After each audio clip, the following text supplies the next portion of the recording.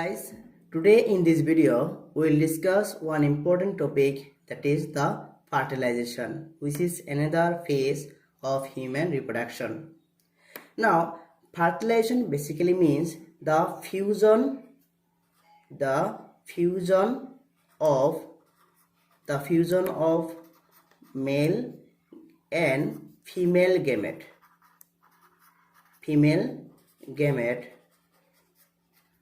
to form the diploid zygote.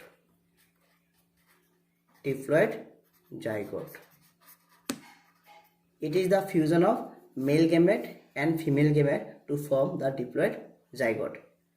This fertilization process, it involves some steps. For our better understanding, we will classify or discuss the various steps one by one. Now, what are the steps?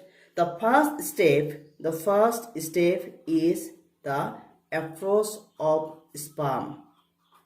The first step is approach of sperms. The first is approach of sperms. Now, in one ejaculate,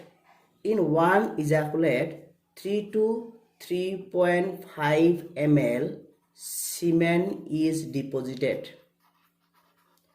In one ejaculate, 3 to 3.5 ml semen is deposited in the vagina. Now, what is ejaculate? Ejaculate means the amount of semen released during per time, that is called one ejaculation. And in one ejaculation, 3 to 3.5 ml semen is released. Now, in this 3 to 3.5 ml, approximately 200 to 300 million sperms are there. Or in 3 to 3.5 ml, 200 to 300 million sperms are released. Now question arises, why are there so many sperms released per ejaculation? Because the sperms has to face many barriers in their journey up to the fallopian tube. Right? Now these millions of sperms are helped by certain things, and it has also to face some barriers. Now we'll discuss what are the things which help the sperms and what are the substances which cause barrier for the movement of the sperms. First, we'll discuss the helps. What are the helps? The first help is the lashing movement of the tail. Lashing movement of the sperm tail. Lashing movement of the tail.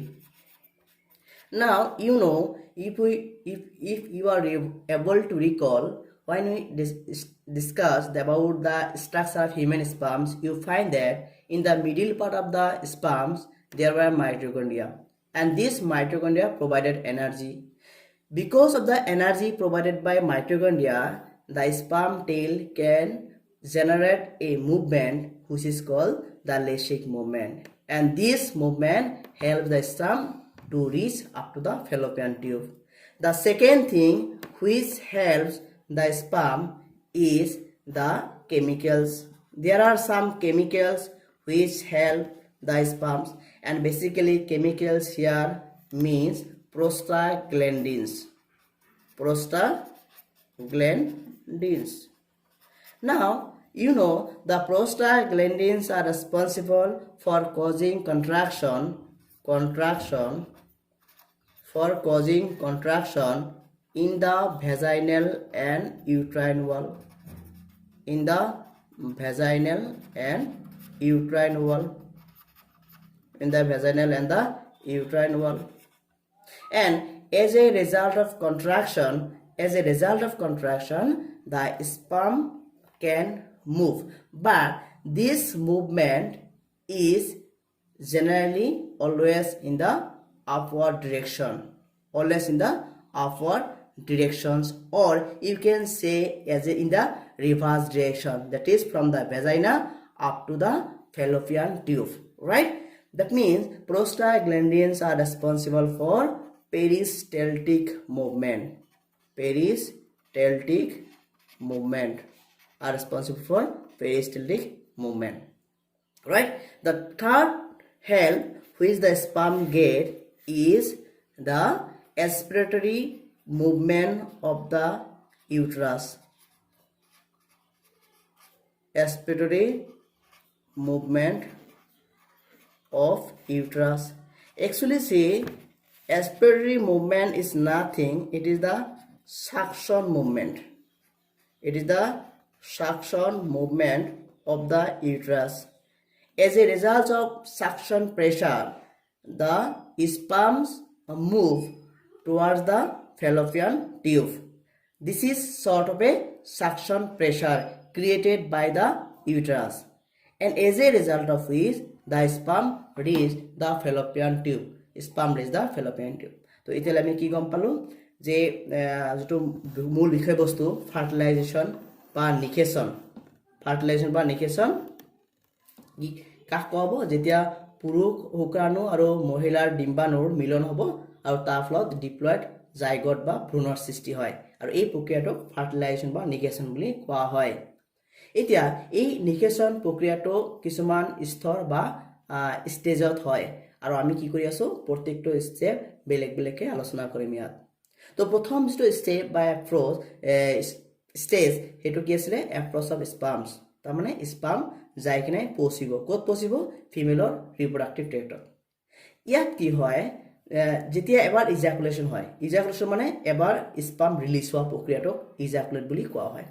এবাৰ ইজাকুলেশ্যন হলে কিমানখিনি 3 পৰা 3.5 ml সিমেন কি হয় release হয়, আৰু এই 3 পৰা 3.5 ml সিমেনত কিমান স্পাৰ্ম থাকিব 200 পৰা 300 মিলিয়ন স্পাৰ্মছ।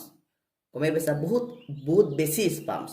এটা কথা উদয় হয় যে কিয় ইমান স্পাৰ্ম লাগে, কাৰণ স্পাৰ্ম যেতিয়া ফিমেল ৰিপ্ৰডাক্টিভ ট্ৰেক্টত জাৰ্নি কৰিব, যেতিয়া মুভ কৰিব, তেতিয়া বহু ধৰণৰ বাধাৰ সন্মুখীন হ'ব লাগে। এইটো পিছত ভালকে গম পাবা কিয় কি ধৰণৰ বাধাৰ সন্মুখীন হয়, নাইবা ইমান কিয় স্পাৰ্মৰ দৰকাৰ হয়। এতিয়া এই যে স্পাৰ্মৰ 200 বা 300 মিলিয়ন স্পাৰ্ম যেতিয়া ফিমেল ৰিপ্ৰডাক্টিভ ট্ৰেক্টত গতি কৰিব, কিছুমান সহায় পায় যাৰ কাৰণে সি মুভ কৰিব পাৰে, আৰু কিছুমান বাধা পায়, ৰাইট? এতিয়া আমি চাম যে কিহৰ কাৰণে স্পাৰ্ম আগবাঢ়ি যাব পাৰে, নাইবা কোনটো বস্তুৱে স্পাৰ্মক আগবাঢ়ি যাত সহায় কৰে। তাৰপিছত চাম কি বাধাৰ সন্মুখীন হ'ব লগা হয়। প্ৰথমতে চাওঁ আমি কি সহায় পায়, কেনেকৈ স্পাৰ্মটো গতি কৰে। প্ৰথম যেটো হেল্প সেইটো হ'ল lashing movement of the tail of the sperms. শুক্ৰাণুৰ যেটো নেজ অংশ আছে তাই এই নেজে কি কৰে এটা বিশেষ ধৰণৰ মুভমেণ্ট বা গতিৰ সৃষ্টি কৰে, যাক আমি কি বুলি কম লেচিং মুভমেণ্ট। আৰু এই লেচিং মুভমেণ্টৰ কাৰণে স্পাৰ্ম কি কৰে হাতুৰি যাব পাৰে, স্পাৰ্ম কি হ'ব পাৰে হাতুৰি যাব পাৰে, আৰু যাৰ কাৰণে স্পাৰ্মৰ হেৰি হয় মানে গতিটো হয়। 2 নম্বৰ হ'ল কেমিকেলছ বা বিটো হ'ল কেমিকেলছ, কিছুমান ৰাসায়নিক পদাৰ্থ। জেনেৰেলি আমি কেমিকেলছ বুলি ক'লে কাক বুজো প্ৰষ্টাগ্লেণ্ডিনছক বুলি কওঁ, হয়নে?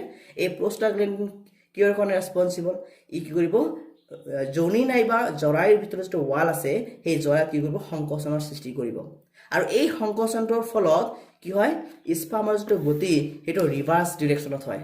আমি জেনেৰেলি ফৰৱাৰ্ড পিনে যাব লাগিছিলে, কিন্তু কি হ'ব পিছ পিনে যাব। কেনেকৈ ভেজিনাৰ পৰা সদায় আগ পিনে যাই কিনে আমাৰ ফেলোপিয়ান টিউবলৈ পৌঁছিব বা ফেলোপিয়ানৰ নলীলৈকে গুচি যাব, ৰাইট?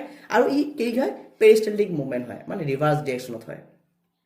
3 নম্বৰ বস্তু যিয়ে স্পাৰ্মক হেল্প কৰে সেইটো হ'ল এস্পিৰেটৰী movement of ইউট্ৰাছ।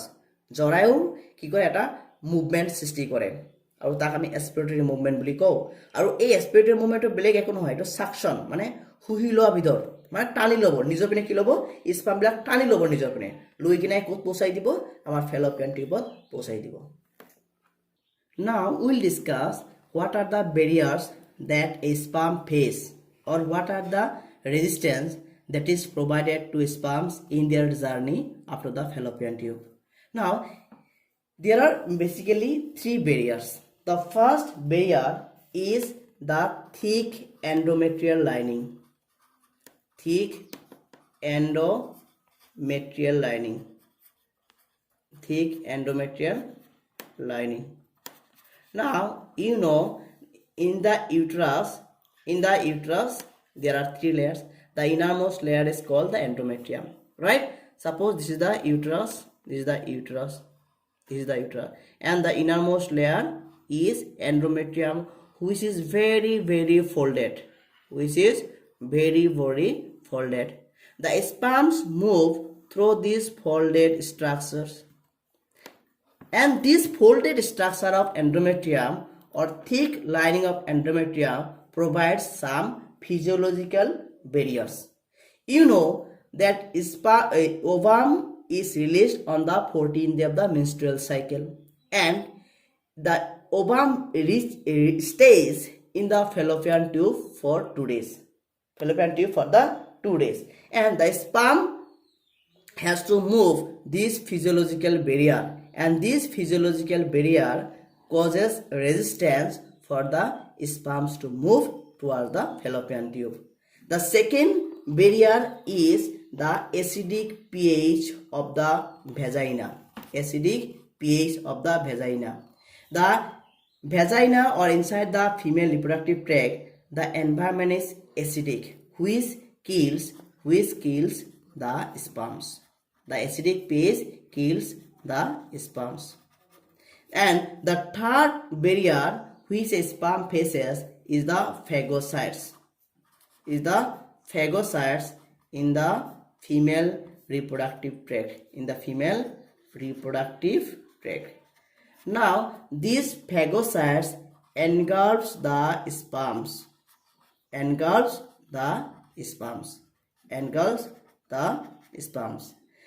Now, with the help and with these barriers,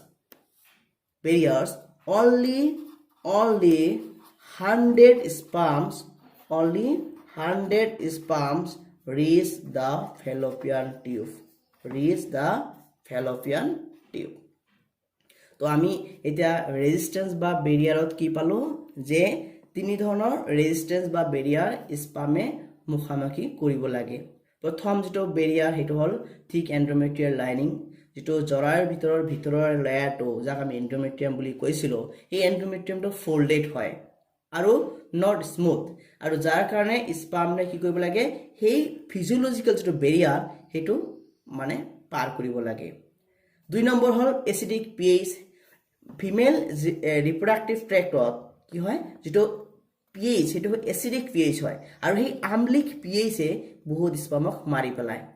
আৰু 3 নম্বৰ বাধা হল ফেগোসাইট মানে ফিমেল রিপ্রোডাক্টিভ ট্র্যাক্টত কিছুমান এনেকুৱা স্ট্ৰাকচাৰ থাকে যিয়ে কি কৰে স্পামবিলাকক গিলি পেলায়, মাৰি পেলাই দিয়ে, ধ্বংস কৰি দিয়ে। তো সেইবিলাকক আমি কি বুলি কম, ফেগোসাইট বুলি কম। এতিয়া আমাৰ কিছুমান বস্তু আছে যিবিলাকে স্পামবিলাকক বা শুক্ৰাণুবিলাকক সহায় কৰিলে ইহঁতৰ ভ্ৰমণত, আৰু কিছুমান বাধা আছে।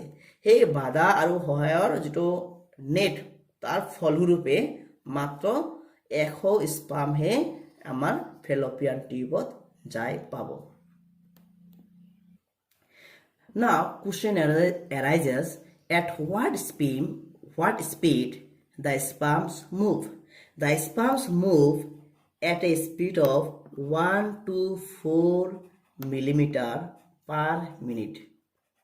1 to 4 millimeter per minute, right? Now, inside the female reproductive tract, the sperm undergo some changes. Sperms undergo some functional changes or functional maturity. Now, all the changes which causes the sperm to undergo functional maturity is known as capacitation. Now, if you are asked what is capacitation, in the female reproductive tract, the sperms undergo some functional maturity, or sperms undergo certain. What is capacitation? That means inside the female reproductive tract, the sperm undergoes some changes which causes the sperm to become functionally matured, and these changes are known as capacitation. Now, what are the changes that sperm undergo? The first change is removal of glycoprotein glycoprotein, removal of glycoprotein and sterols from the acrosome membrane. Now if you are able to recall, suppose this is the head of the sperms. Now this portion has the acrosome and this is the membrane. This is the acrosome membrane. Now in the acrosome membrane there are some substances, and these substances are called the glycoprotein and sterols. Now in the female reproductive tract there are some chemicals. These chemicals will bind these glycoprotein and sterols, as a result of which these acrosome membranes become permeable. It becomes permeable. That means here there will be glycoprotein, but this space will become bondable.